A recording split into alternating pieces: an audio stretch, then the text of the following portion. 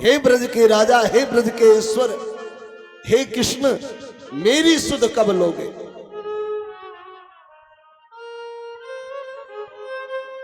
भगवान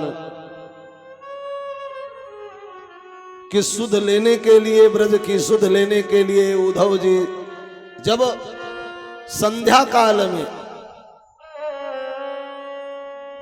ब्रज में प्रवेश करते हैं तो रथ के धूल के कारण से ब्रजांगनाओं को लगा कि मेरा कृष्ण आ रहा है। रथ के चारों तरफ घेर लेती है। कृष्ण को ना पा करके विरह वेदना में पुनः डूब जाती।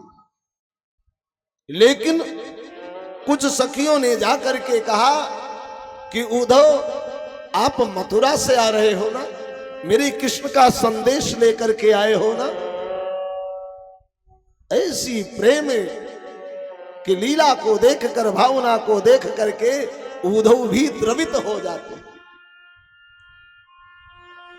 नेत्र सजल हो जाते हैं उद्धव के। इसीलिए तो कहा है, प्रीत करो तो अस करो, जैसे लोटा डोरी, आपन गला फसाए के पानी लावत बोल। प्रीत उसी से कीजिए जासे दिल पतियाए, और जने जने के प्रीत में जन्म अकारथ जाए।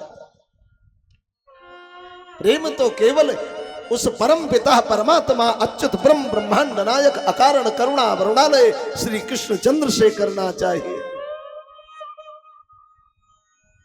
ये माया मोह की दुनिया में हम एक दूसरे के प्रीत। एक बात और बताएं, बड़ी गूढ़ बात है। अगर आपसे कोई द्वेष कर रहा है तो समझो कि आपके ऊपर उपकार कर रहा है। आपसे कोई दूर भग रहा है, आपसे कोई मिल नहीं रहा है, आपसे कोई रिश्ता नहीं जोड़ रहा है, तो मानो कि ईश्वर की अपार कृपा आप पर होने वाली है।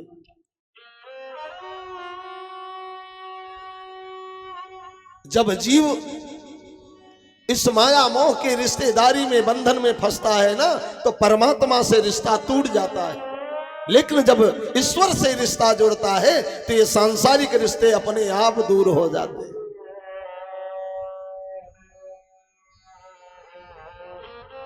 ये बंधन है, जीव का बंधन, उसका मोह है, और मोह के कारण जीव इस नरक में पड़ा रहेगा, क्योंकि मोह के कारण ही वह अपराध करेगा, और अपराध के कारण ही उसको बार बार दुख भोगना पड़ेगा।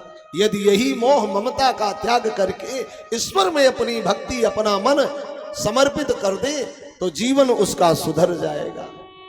गोपियों ने भगवान के प्रति अगाध प्रेम किया, जिस कारण से भगवान के परम सुख की प्राप्ति हुई।